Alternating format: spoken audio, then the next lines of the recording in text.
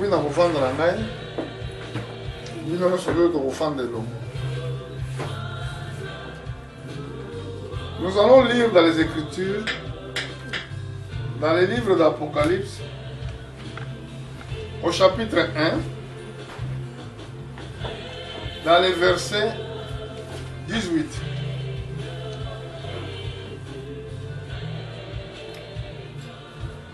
Oh, dans les versets 18 à 20, c'est écrit: je suis le premier, il est dernier, il est vivant. J'étais mort et voici je suis vivant. Au siècle des siècles, je tiens la clé de la mort et des séjours de mort. Écris donc les choses que tu as vues et celles qui sont et celles qui doivent arriver après elles. Les mystères de cette étoile que tu as vu dans ma main droite et de 7 chandeliers d'or.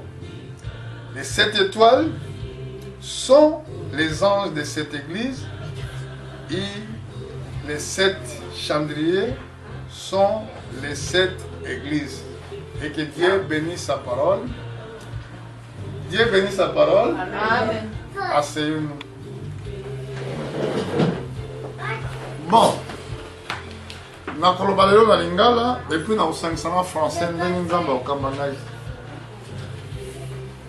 lelo awa tozolobila livre ya apocalypse mais oyo eza lokola lecture ya introduction topesi po ete solobelaki déjà apocalypse chapitre 1 na kati ya livre ya apocalypse chapitre 1 kuna na bato balandaki biso na mikolo elekaki totaki komona ete Jean oyo azalaki moko ya bapotre ya Jésus Christ bakangaki ye atiamaki na île Patmos oyo ezali na Grèce nde bakangaki ye mpo na ntina liloba na Nzambe boye ntango bakangi ye batiaki na île Patmos na moment ya souffrance wana esika biloko akolia eza te esika pasi ezalaki nde esika nde Nzambe ake komimonisa kolakisa ye akoma makambo ekosalama avant la fin du monde. Nasepeli ke bozala très attentif église de Dieu vivant parce que awa tomoni bazolobela likambo ya mystère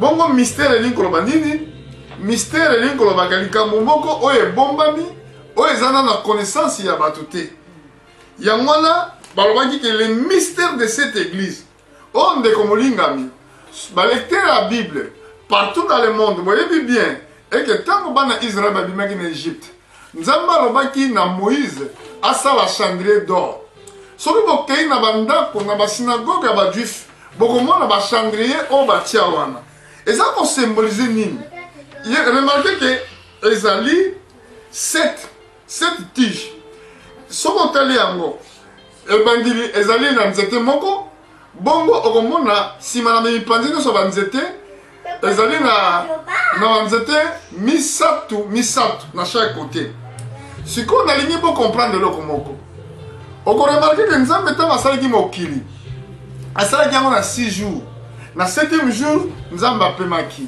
donc elingi kobaka ntango Nzambe apemi na 7e jour elingi koba 7e jour elingi koloba likambo moko ekosalama selon calendrier prophétique bon awa tomoni Yesu azoloba bo le mystère de cette étoile ezali oyo moni na loboko na ngai ya mobali na 7 chandelier d'or cette étoile ezali ange de cette église bokanisa susu écriture moko ezoloba boye écriture mpo na étoile bokomona ete Nzambe alobaki na Abraham libota na yo ekozala lokola baétoile kati na se na moi donc étoile ntango nyonso to ezolakisa bana na Nzambe ntango nyonso ezolakisa basali na Nzambe alors soki otali mokolo ya mercredi Nzambe asalaki moi asalaki sanza mpe asalaki baétoile mais soki otali na prophétie ya Joseph azolobaki namonaki moi na sanza, na étoile, na 11 étoiles. Ils ont fou comme l'angaï. Ils ont l'accès à l'étoile, ils ont l'accès à l'ébosso, auto. Grand luminaire, nous avons qui mercredi. Ils ont l'accès à l'ébosso, une famille. Awa, basali na nzambe, basali symbolisé comme étoile. Yango, ezali likamomo ko bazo bengango mystère, les mystères que tu as vu. Peu balobi likambo 7 chandeliers, peu balobi likambo ya 7 églises. Bon voilà ce que yango pesi biso droit. Yako take malamoko Apocalypse chapitre 2.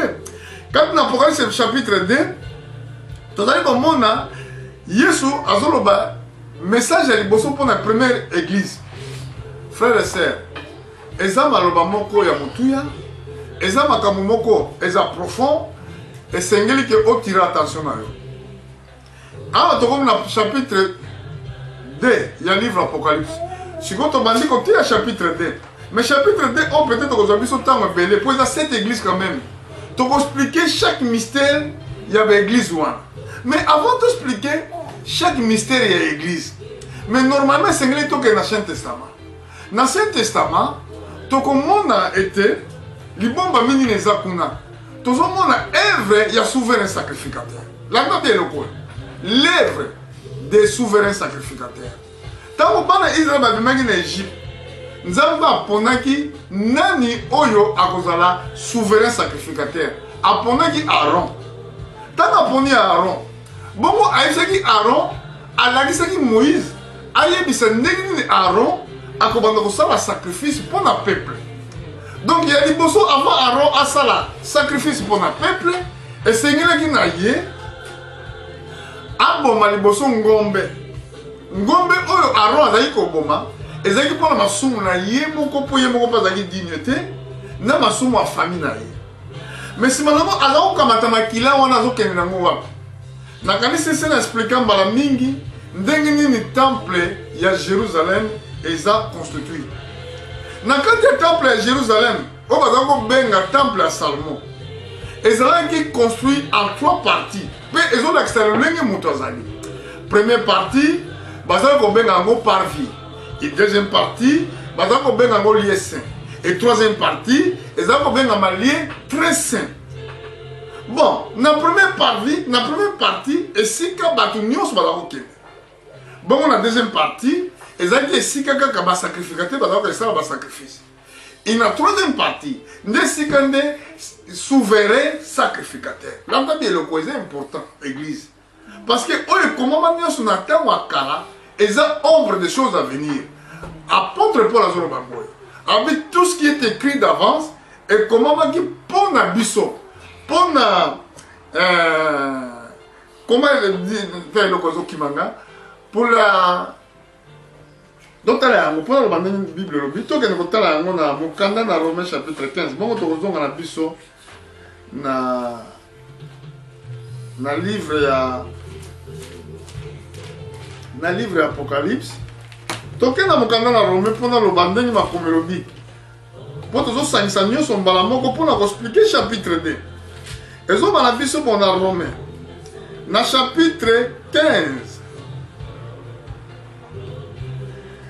Landa bien. Na verset 4.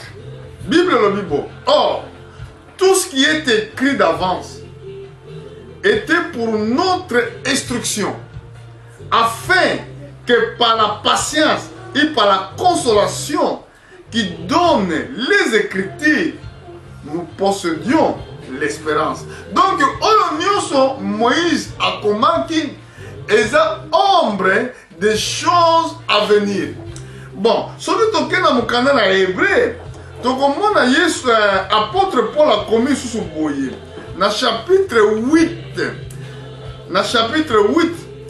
dans verset 1, Yokanenga Lobi, le point capital de ce qui vient être dit, c'est que nous avons une telle souverain sacrificateur qui s'assise à la droite du trône de majesté divine dans les cieux. Donc, il est pour le baboy. Le col que dans l'Ancien Testament, il y a un souverain sacrificateur selon la loi. Donc, dans le Nouveau Testament, biso mpe toza na souverain sacrificateur. Sikoyo souverain sacrificateur oyo wana selon la loi azali kosala ndenge nini? Ntango ye azokende na lieu très saint mpona kosala sacrifice mpona peuple, mpona kosala expiation. Bongo expiation elingi koloba nini? Expiation elingi koloba ke likambo na yo esili, donc likambo oyo ezwi fin, yango bazobenga expiation. Bongo souverain sacrificateur oyo ntango asali liboso, abomi liboso ngombe mpona masumu ya famille na ye, eloko mibale azala kosala na kosala nini? Akokamata bantaba mibale babuke, abwaki libabe bo babenga tirage au sort, aponi moko azali kozala mpona Azazel, moko azali kozala mpona expiation. Bon, soki akamati sikoyo nyama oyo azalaki mpona expiation, akokonfesaka masumu ya bana Israel likolo ya nyama wana. Ntango akokonfese masumu, bakokamata nyama wana bakati ye kingo, nde akamati makila na ye akenda yango na au-delà ya voile. Kuna nde azokosala expression. C'est les choses on a lingi na lobela. Oyo pe Bible bien le point capital. Esengeli église yeba eloko nini babengi point capital. Église esengeli yeba. Siko tellement akosala expiation, akosala expression 7 fois. Pour la akosala 7 fois. Chiffre 7 ezolobela biso likambo moko. Chiffre 7 ezofungola biso likambo moko. Akosala 7 fois. Pourquoi? Parce que tant que tu es dans le Nouveau Testament, dans le livre d'Apocalypse, tout le monde est dans le mystère, il y a 7 églises.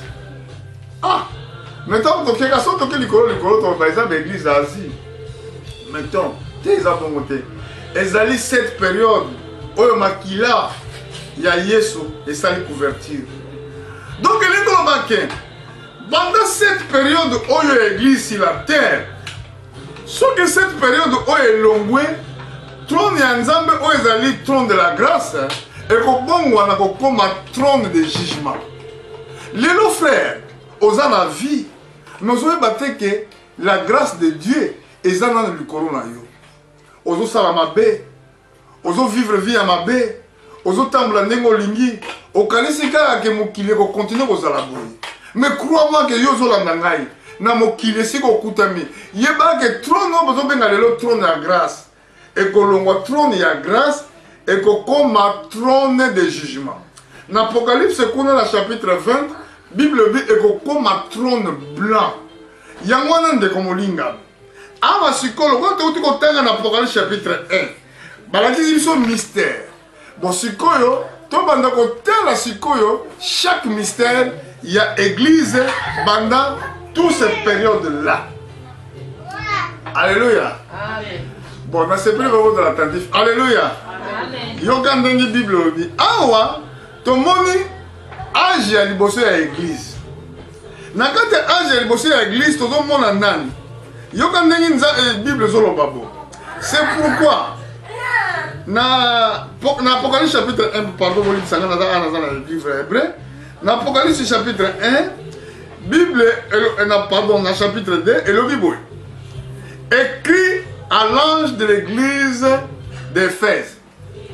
Voici ce qui dit celui qui tient les 7 étoiles dans sa main droite.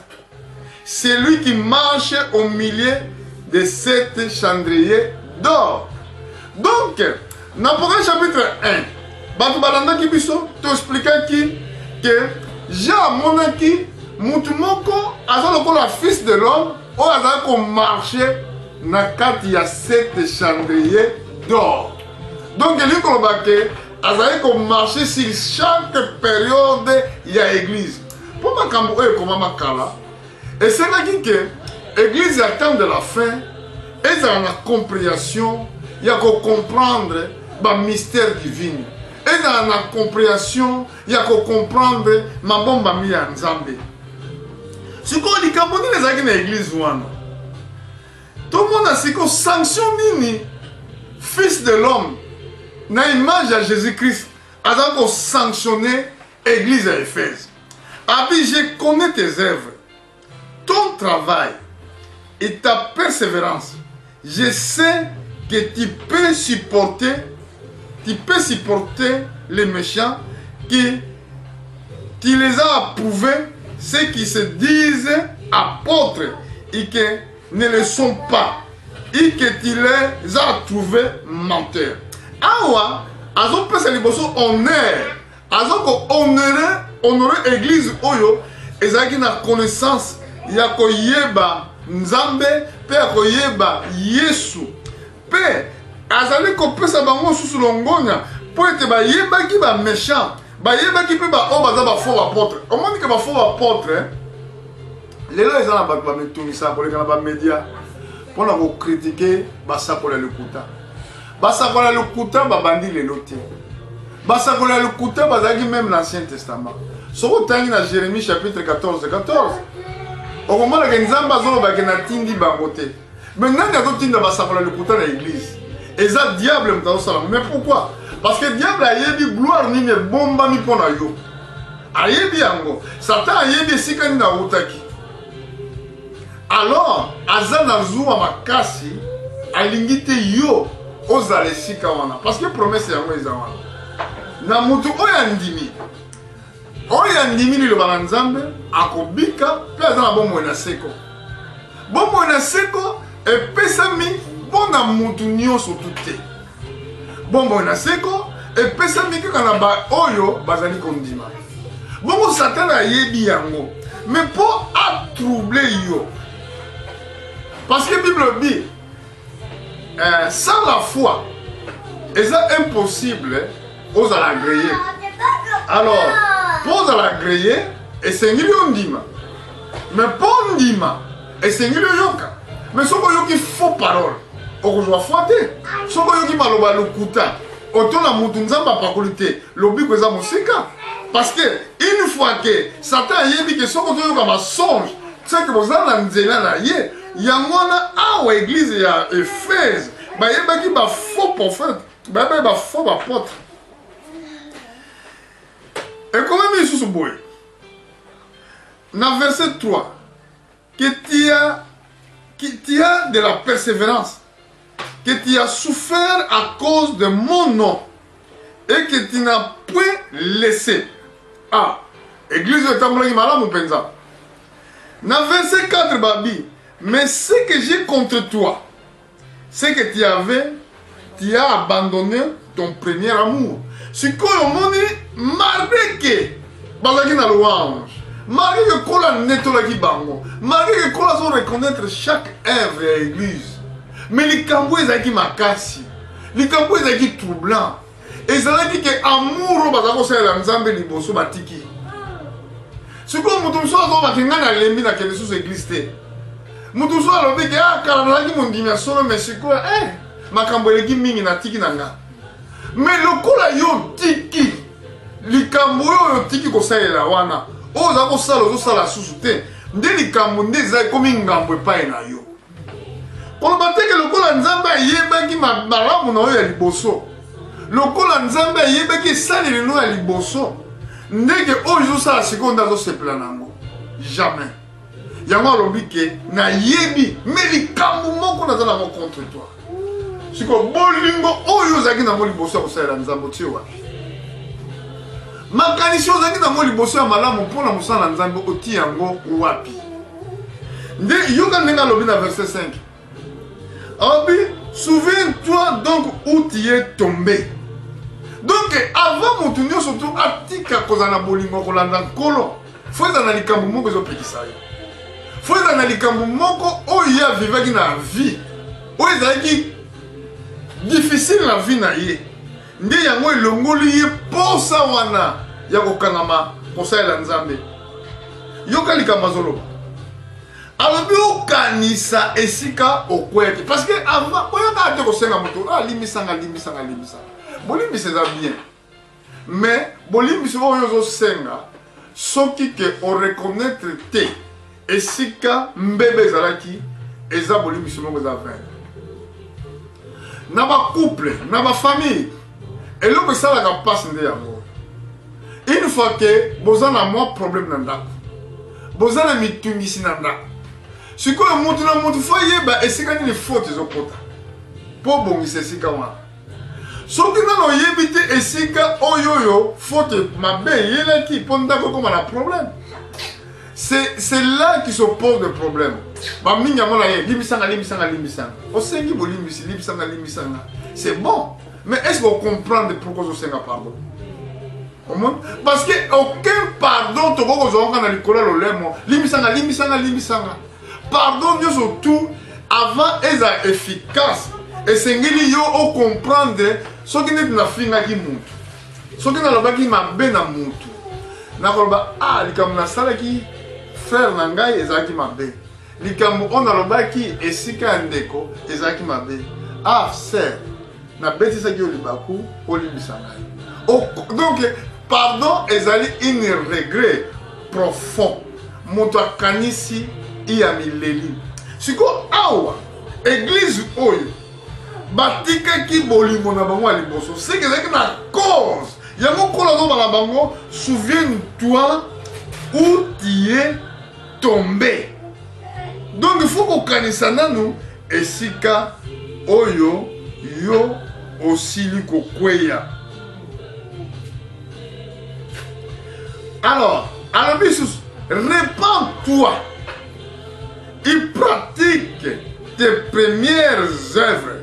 Sinon, je viendrai à toi. Je ôterai ton chandelier dans sa place, au moins que tu ne te répands. Donc, ce qui m'a abandonné Moussa Nzambe, et que ateki kosala Nzambe ndenge la kosala Nzambe liboso. Azali liboso na problème ya jugement. Et pour zongo le kambali c'est qui t'es. Oh le bagala que dans cette église c'était pour un pour un pasteur. Comment les gens le disent aujourd'hui? Ozoma. Ezate pasteur ndemo to kozala mko Nzambe kosambisa yo. Ozoma. Donc bolingo na Nzambe ko kotika monte. Donc il faut ça la Nzambe tango nyonso ndenge oza kosala liboso nakopesa ndakisa mokomi moko zo balangasi na mokanda na Jérémie so na bosa ndanga kasi faisait le chapitre 48 verset 10 elobi maudit soit l'homme oazosala mosala na Nzambe na négligence. Okoremarke ke bato bakendaka église mosala barespectaka aire ya kokende na mosala aboyi kokóma na mosala retard mpona nini surtout chef na ye akotomboka contre ye et puis bako licencier. Mais bato bazali kondima koye église de retard pour bazomona Nzambe te. Donc tozo pesa Nzambe le kumu te o azo mérité. Mais remarquez tozo zela biso to kana ko kontina Nzambe. Mutu nyonso lelo azo que moi je voulais voir Dieu. Ça c'est ça but tozo kana dans l'église. Mais notre façon de servir Dieu eza malamu te. Nde yangwana kola zo tuna boye. Kanisa esika oyo yo kweli eloko nini ezokwesa yo eloko nini elongoli yo makasi na kosalela Nzambe kona zoko ejiji yo na place wana ndeka kobongola motema. Bongo na verset 6 balobi boyo na verset 6 babi tu as pourtant ceci c'est que tu haïs les œuvres de nicolaïsme. Une œuvre que j'ai haï aussi. Au moins l'œuvre nicolaïsme. Écoutez bien. Batu o bazali kolanda o bozo mona makambo ezoleka na mokili. Avant bomo nango ezali na doctrine moko ezalaki ya mutu mo babenga na kombo ya Nicolas. Ezalaki doctrine moko lokola Baal. Lokola ndenge bato basalela Baal. Oh pardon, Balaam. Balaam azalaki Moabite. Azalaki moto descendant ya Lot. Donc ayebaki vérité pe ayebaki pe sous magie. Bokomona na tango église comme ndenge wana. Batu bazosala Nzambe na ba magie. Bazosala Nzambe na kindoki. Bazosala Nzambe na bakisi. Mais à l'époque, il y a une doctrine, il y a un secte, il y a un combo ya nicolaïsme. Bon, le nicolaïsme, il va appliquer une dictature dans l'église. Mais les vrais croyants, il y a une époque, il y a premier âge de l'église, il y a une doctrine, il y a une secte. Comme les gens peuvent être là-bas, magicien.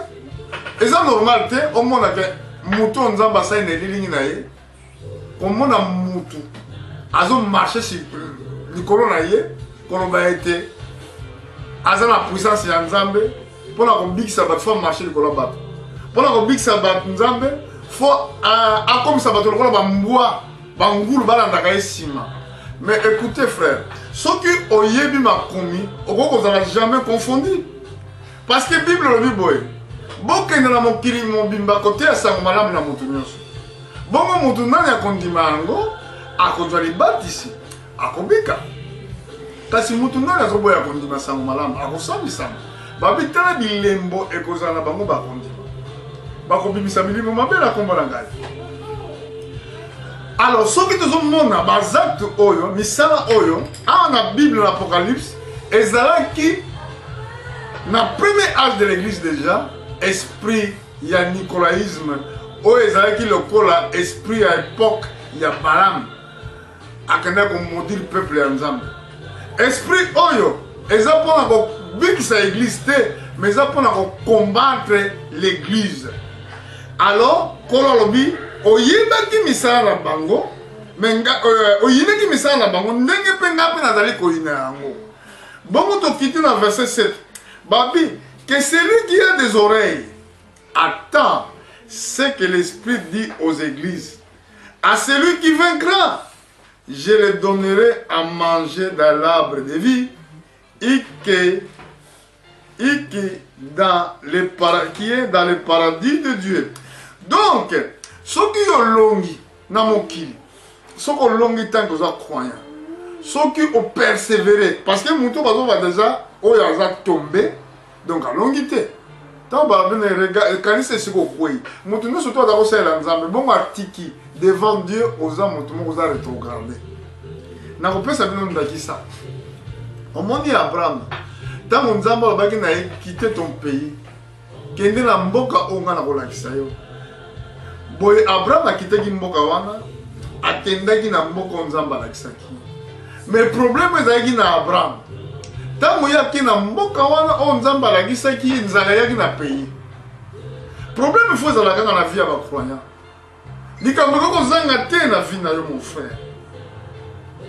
Tango aye na epai ya akei na Egypte etango ayaki na mboka wana nzala yaki na mboka siko likanisi na ye esengaki ke akite Kana po akende na Egypte. Nzoka nde kokende na Egypte ezalaki kokweya na ye mobimba yango wana azalaki rétrogradé. Pourquoi? Parce que nzambe te moto alobaki na ye akende na Egypte. Yo makambo oyo osalaka oyo ozosala kolandela motema na yo kaka ndenge elingi ndenge nzambe alingi te ezolakisaka oza deja rétrogradé ezolakisa deja okweyi. Abraham malgré azalaki père de la foi akei na Egypte. Ntango akei na Egypte nde esika bake botola ye mwasi soki katikalaki na ye na Kana nde alinga kozwa épreuve wana ya vie te. Ntango nyonso tozokite nzela ya nkolo ntango nyonso tozokite place na biso oyo nzambe atie biso nde esika tozokweya. Yango wana awa nzambe areconnaître to nkolo azoreconnaître misala ya première église malamu oyo nyonso baza kosala mais ça suffit pas. Ça suffit pas seulement. Ça suffit pas pour le dirigeant choral. Ça suffit pas que nous pasteur. Ça suffit pas que nous devons continuer jusqu'au bout. Et c'est ce que parce que na tango bazolo bala mutu oya kwei. Bazolo bana ke kanisa esika okweli. Alobi boye. Na verset na kanisi 7. Kuna balobi boye. Que celui qui a des oreilles attend ce que les esprits disent, ce que l'esprit dit aux églises. L'esprit va combien on a singulier. Et puis balobi wapi na l'église et ça n'a pluriel. Balobi celui qui vaincra. Donc ça a singulier toujours. c'est lui qui vaincra. Donc il dit que l'église va sauver. Et ça bango nyonso tout te. Et lingomba moko te et koki ko bikisa moto. Parce que ceux qui ont bongo bango comme on a pluriel. Message pesami na l'église. Mais vous avez remarqué que ce message moko est comment mis na singulier, mais c'est lui qui vaincra. Je donnerai. Donc ils appellent un singulier. Je donnerai donc ça mutu moko. Qui? Christ. À manger dans l'arbre de vie qui est dans le paradis de Dieu. Nous étions aux Aïki na Eden. Aux Aïki l'arbre à vie, aux Adam Yakate. À cause de la désobéissance, il y a un homme qui chassé dans le jardin d'Eden. Ce qu'on a privilégié, pesami les sous pas na yolelo. Au cas où que olongi, mais olonga nini, olonga mokili, longa pasi, longa mitungisi, longa nini bato tiola yo, longa ni ata mota fingi yo, ata bato bazo considérer yo te, ata bato ba yebi yo te, yeba kaka iloko moko ke nzambe ayebi yo. Nzambe ayebi yo. Parce que tu yaki ana mokili. Bijamo apôtre Paul azoloba, tout est le kwana, na kena mukanda na Galate. Na livre à Galate, nazali kotanga na chapitre na kanisa 1. Na biso za chapitre 1 mais natala.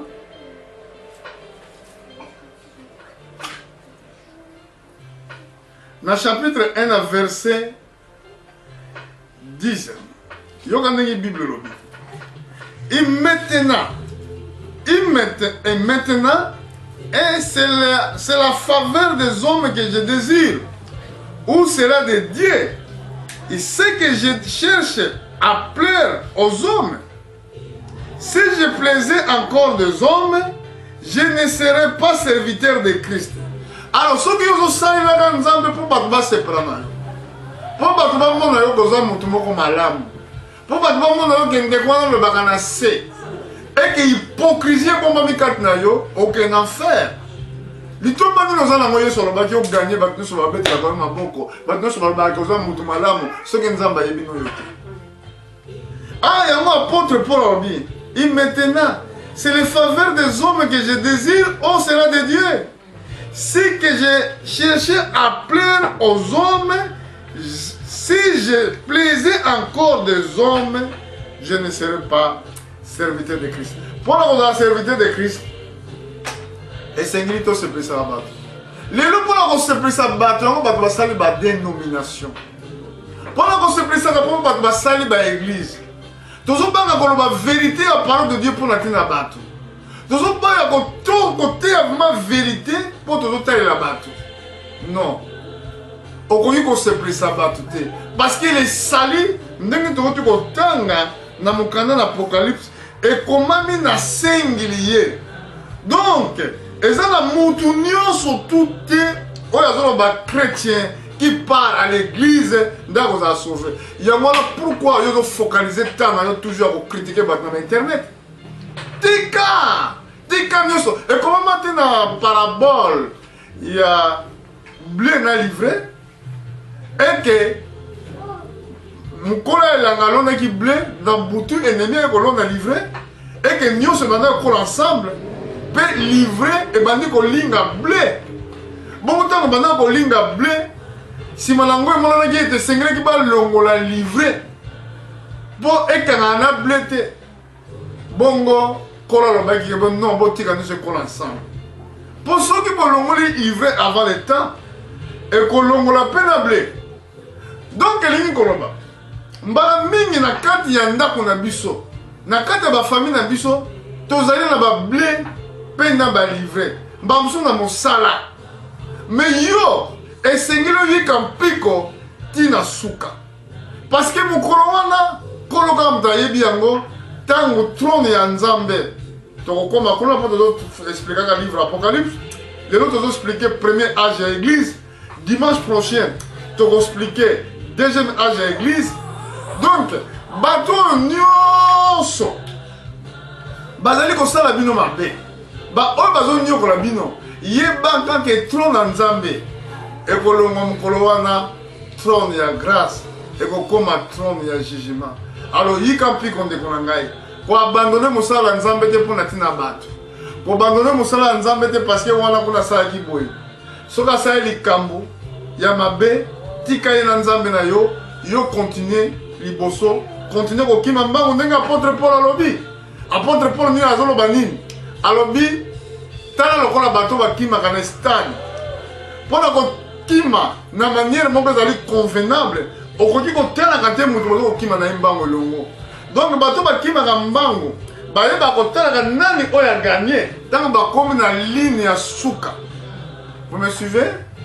Elekaka boye te quand les gens la courent mes stades ntango baza kokourir mes stades bakokima mbango bit na bango batalaka ligne oyo bamarke esika gagné azali.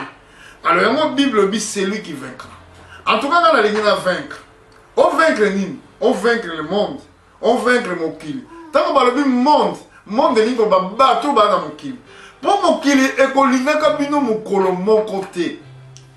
Bible bi soki mokili eza koyina bino bayina kinga liboso. Moto moko te ke oyo alingi asalela nzambe oyo mokili ekolinga ye.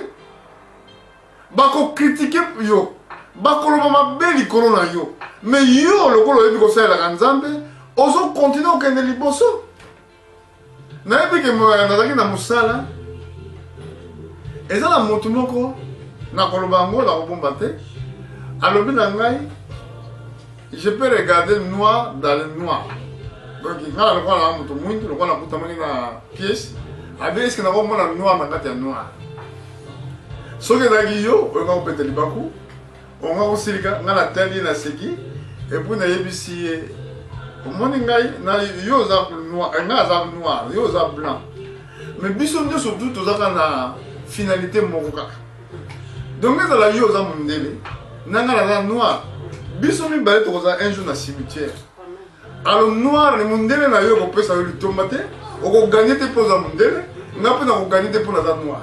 Alors bongola motema na yo elingi koloba ke echerche ya kopesa moto réponse moko oyo esengeli na ye selon les écritures mais kolika te te obanda kovanda na kanda na motema na yo obanda koyina obio ntango okomi koyina d'abord oza lisusu na contact te na nzambe na yo parce que ntango nyonso oza na kanda nzambe akokoma mosika na yo ntango nyonso tu oyo ozosilika na mabe bato bazosala yo nzambe akozala mosika.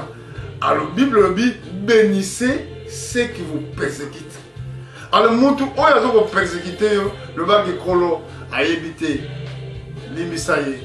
Yesu alobaki ndenge wana kwa ntango bazo pasola bilamba na ye il a regardé il a dit Père pardonne-les parce que bayebi te oyo bazosala bato oyo bazo ko ignorer yo bato oyo bazo kofinga yo vraiment bayebi te oyo bazosala parce que ntango tozoloba même Dieu est notre Père. Est-ce que nzambe wana balobi yango azali notre Père na pluriel azali Père nuna ndani maintenant ndeko oyo inaka ekomami te mobeko liboso kolinga nzambe na yo na motema na mobimba na makanisi na yo nyonso mpe na force na yo nyonso mobeko mibale olinga ndeko na yo lokola oyo ndenge mo ozolinga ndeko oyo bazobeta nani oyo bobotama na ye famille moko ezali nde moninga oyo azovanda na yo pembeni. Mwasi na yo esengeli olinga ye mobali na yo esengeli olinga ye soki boza na problème même esengeli Bible lobi nini ntango oza na problème na ndeko na yo quand il y a un problème pas problème ekokozala etanke toza bato mais ntango oza na problème mona moninga na yo mona ndeko na yo bosololi ah frère et sœur frère tel likambo osalaki esalaki nga mpasi nasepelaki te vraiment yango na komona yo ndeko wana soki aza mwana nzambe de fait ke ayebi ke likambo wana ebeti moninga libaku elingi kolobaka ye mpe relation na nzambe eza malamu te esengela kolobaka ah bon likambo te frère nalimbisi yo nde bozongi kobondela ensemble yango na bino bandimi bino bana na nzambe bosupporte baépreuve parce que baépreuve yango kopesa bino droit ya kovivre elongo mona nkolo tala église oyo église ya Éphèse bazalaki bien na départ bazalaki na misala kitoko kola netoli bango me na suka bakomi koabandone kosalela nzambe ndenge moko mpe lelo na afrika azalaki vrai chrétien azalaki mondimia makasi mpenza azalaki mama mabondeli akotaka bagene ndenge ya kosakana te ko baveye de priere asalaka bapriere ya intercession asalaka me lelo aza na ntango ya koprie te lelo abondelaka susu te lelo naza na temps te lelo parceke makambo eleki mingi frère zongela bolingo ya liboso kanisa esika oyo kweli mpona kosuka na mateya na nga lelo nakei kopesa bino verset moko na Matthieu mpona ntina ya persécution ya église mpona ntina ndenge bozomekama mokolo na mokolo na chapitre na yango 5 bongo natangi na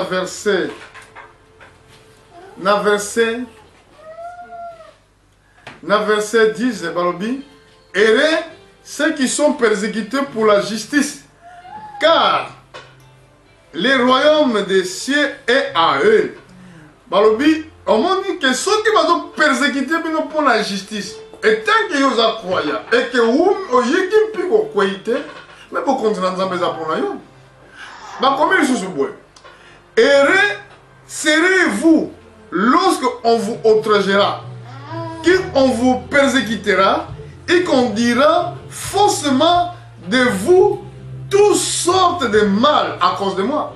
Et ça la batu bakoloba na mabe ata ko tunaza koloba tout à l'heure même ko tu batu balingi yote. Mais otikala na Yesu. Remarquez que bakoloba na bino mabe bakofinga bino bakopersécuter bino bakoloba makambo sur le kuta. Oza moyibi, oza ndumba, osala mabe koleka kutu tala ma vie na ndenge zali. Mais yo makambo wana so bazoloba no yebi ya mote. Santé ozala mutu moko ya esengo. Point de récompense na yo ekozala monene na likolo. Bon babi na verset 12.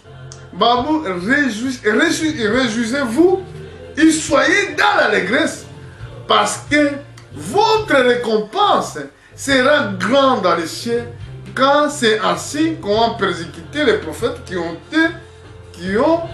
été devant vous. Donc les amis ont besoin de mon makambo à l'antenne. Et tant que vous avez mon nzambe et senglaki au subir la violence oyo. Yo zona ndanga na mukili. Kenzamba pambula yo siko kutami. Na mukili nyo sozali, na mboka nyo sozali. Awa tozo expliquer message. Il y a livre Apocalypse, au livre o ekangamaki kolandi la prophétie. Pour balabaki na Daniel. Daniel, c'est 7 livres jusqu'au temps de la fin. Plusieurs alors les liront. Et la connaissance augmentera. Bongo, na mokanda na Apocalypse, et puis ça m'a dit tant que livre Apocalypse est fungwami. Alors tant que livre Apocalypse est fungwami, et que fungwami un peu énigme dans le livre Daniel, et que fungwami un peu énigme dans le livre Zacharie, et que fungwami un peu makambo est caché, où était l'arbre de vie, baniaki nzete ya mabena malamu, tout ça, dans l'église à temps de la fin, bah doit connaissance, yakoyeba mabomba mi oyo nyonso. Lelo, tu expliquer premier âge à l'église. Bongo, nakanisi dimanche prochain, tu expliquer deuxième âge à l'église. Na batu o bazoki ngolu ya kolanda bisote. Botanga na première na titre de check na internet chapitre 1 ya livre ya Apocalypse. Et si vous allez nzamba pambola yo et que continue kolanda Seigneur Jésus-Christ ou mena na elongo ye akopambola yo akobwaka o libanda te. Et que Dieu vous bénisse richement. Merci.